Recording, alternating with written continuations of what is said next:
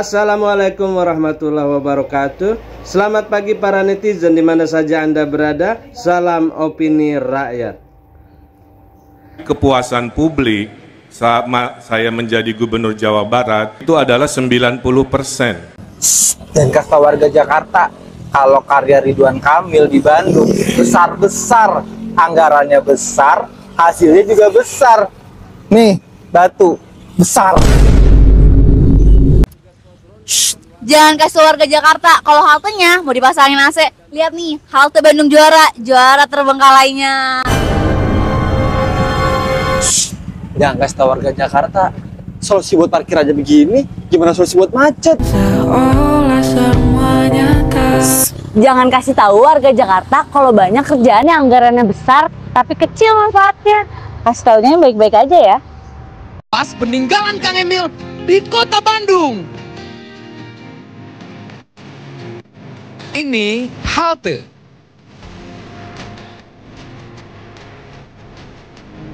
Dan sudah tidak ada. Proyek itu menghabiskan miliaran, tapi sekarang sudah hilang. Dulu halte itu ada di sini, tapi sekarang sudah dibongkar karena sudah jadi kandang burung. Bayar parkir di kota Bandung. Mesin parkir elektronik. Mesin parkir elektronik ini ada sekitar 400-an lebih di kota Bandung. Anggarannya ngabisin puluhan miliar, tapi sekarang satu pun udah nggak ada yang nyala. Ya kalau udah mati, bagusnya sih dikubur. Teras Cihamplas. Dulu tempat ini bagus dan banyak pengunjung, tapi sekarang sudah tidak ada pengunjung karena semuanya sudah pada rusak. Dulu ketika ini dibangun, bikin jalan macet, menghabiskan anggaran ratusan miliar, tapi sekarang rusak dan sudah tidak terpakai. Dulu di sini banyak UMKM yang berjualan, tapi sekarang entah kemana. Guys, sekarang kita akan bahas soal program PIPPK di Kota Bandung. Program 100 juta untuk Lembaga Kemasyarakatan Kelurahan atau LKK. Iya, dulu waktu Kang Emil nyalon wali kota Bandung tahun 2013, dia kasih janji mau kasih anggaran 100 juta untuk Karang Taruna, PKK, LPM, dan RW. Nama programnya PIPPK. Dan ini adalah wawancara saya dengan seorang aktivis yang bersentuhan langsung dengan program PIPPK. Ya, pada faktanya anggaran itu ditolaknya oleh kelurahan. Jadi kita mah ngajuin program yang kita inginkan, yang keluar malah program yang lain-lain. Pengennya sih anggaran itu bisa dipakai untuk berusaha, tapi kenyataannya malah habis untuk dipakai rekreasi. Dengan dalih penguatan kelembagaan juga habis dipakai untuk makan minum buat rapat. Kita aja yang mau bikin usaha cuci motor untuk teman kita yang disabilitas, gak bisa pakai anggaran yang 100 juta itu. Kita malah minta bantuannya ke anggota dewan. Miris sekali sih sebenarnya. Sementara itu tahun 2018 Lurah yang ketangkap gara-gara penyalahgunaan anggaran itu. Ya, kita mau perubahan hidup aja kita udah susah. Jadi guys, mari teliti pada janji dan impian calon pemimpin, karena impian kadang tak seindah kenyataan. Fakta tak terbantahkan, ratusan ton bansos yang disalurkan oleh pasangan Ridho adalah hasil dari judi online. Budi Ari sebagai Ketua Projo baru saja mendeklarasikan dukungannya kepada pasangan Ridwan Kamil dan Suswono.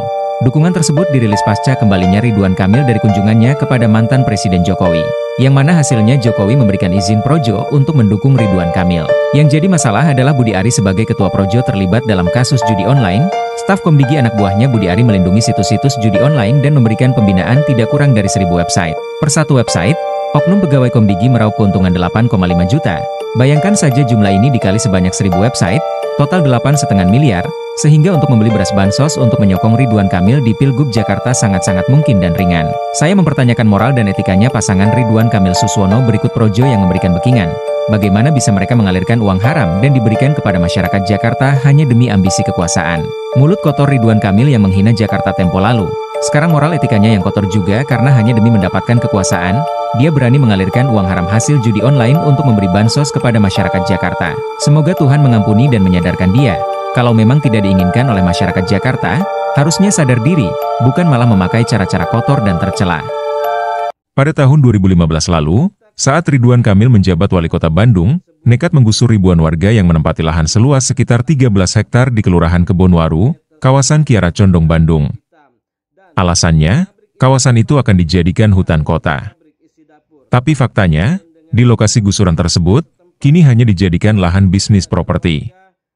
Fakta ini diungkap oleh aktivis Kampung Bandung di TikTok. Masih ingat di Kiara Condong, 2015 Ridwan Kamil menggusur lahan sebesar 13,5 hektar milik masyarakat yang janjinya untuk hutan kota, ternyata sekarang sudah menjadi bisnis ruko, ya, jadi bisnis propertinya pengusaha, ya, atas izin Ridwan Kamil. Ya, ini properti ini resmi ya dipasarkan. Ini satu blok ya, bahkan di dalam sudah habis. Penggusuran paksa yang dilakukan Ridwan Kamil pada tahun 2015 tersebut jelas sangat melukai hati warga setempat yang jadi korban penggusuran. Salah satu korban diantaranya terdapat atlet nasional peraih 13 medali emas, yaitu Amin Ihsan. Saat digusur paksa, Amin Ihsan merasa jadi korban penjajahan yang dilakukan bangsanya sendiri. Seperti ini videonya saat protes pada tahun 2015 lalu. Negara kita Indonesia memang sudah merdeka 70 tahun yang lalu. Namun kita warga Kebonwaru, Jakarta Selatan, dan Jalan Karawang Kiara Condong ternyata belum merdeka. Kita dijajah oleh bangsa kita sendiri. Wali Kota Bandung membiarkan kita sengsara dengan melakukan pembongkaran oleh pengembang.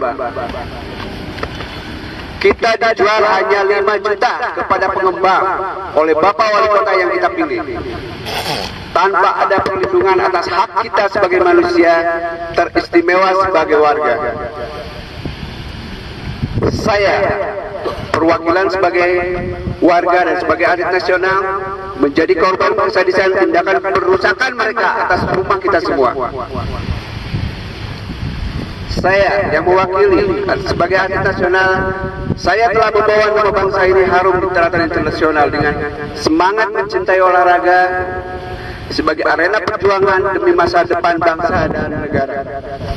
Lagu Indonesia Raya telah berkumandang di antara dunia saat itu. Wujud hasil perjuangan saya sebagai juara medali emas, perunggu dan perak harus selalu diingat. Uang hasil keringat sepanjang saya sebagai atlet adalah modal untuk membangun rumah keluarga saya, tempat tinggal.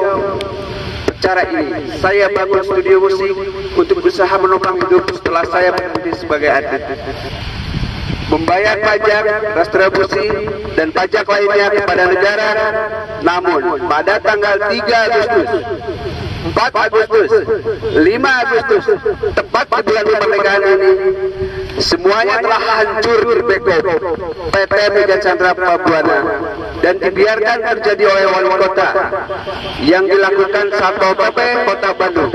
Kita hanya menuntut ganti rugi, nilai bangun rumah yang dirusak dan nilai barang-barang yang dihancurkan oleh pemkot pada Mega Chandra Prabuana.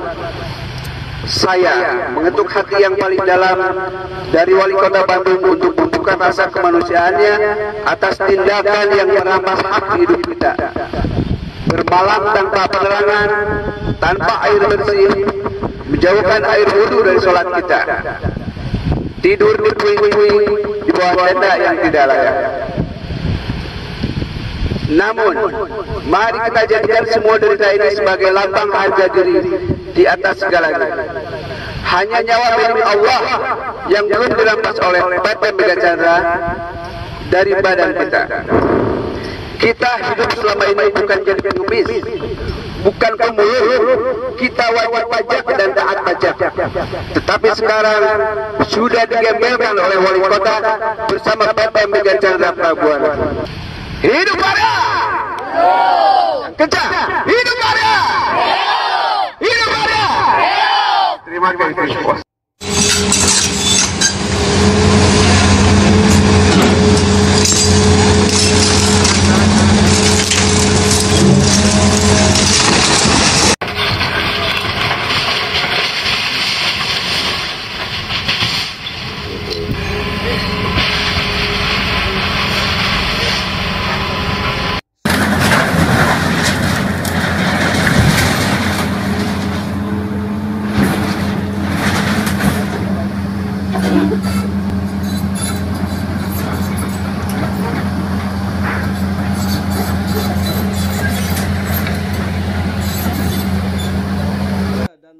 Ya, seorang warga yang menjadi korban penggusuran di Jalan Karawang, Bandung, Jawa Barat pingsan setelah rumahnya rata dengan tanah. Warga mengaku belum menerima ganti rugi dan tidak ada surat pemberitahuan.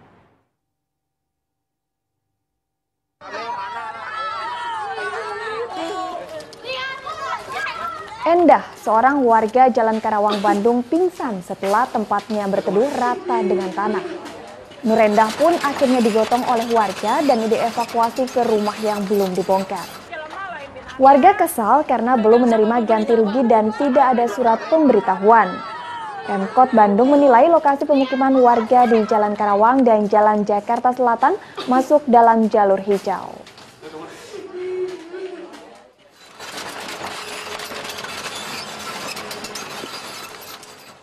Ridwan Kamil panik kesana kemari. Setelah bertemu Prabowo, sekarang ia meminta Jokowi jadi jurkam. Apakah ia tidak malu? Tindakan ini justru menunjukkan bahwa ia hanya seorang boneka, tidak mandiri dan lemah. Bahkan kekuatan beras dan minyak goreng yang ia gunakan tidak cukup untuk menutupi semua kontroversi antara ia dan wakilnya. Dengan Suswono yang pernah menista agama dan merendahkan perempuan, meminta Mulyono untuk jadi juru kampanye di Jakarta semakin menambah ironi. Tapi kita harus ingat, warga Jakarta kini semakin cerdas. Mereka tahu bahwa harga Jakarta tidak bisa dibeli dengan bantuan sosial dan minyak goreng. Kita butuh pemimpin yang tulus dan mengerti Jakarta, bukan permainan politik yang murah.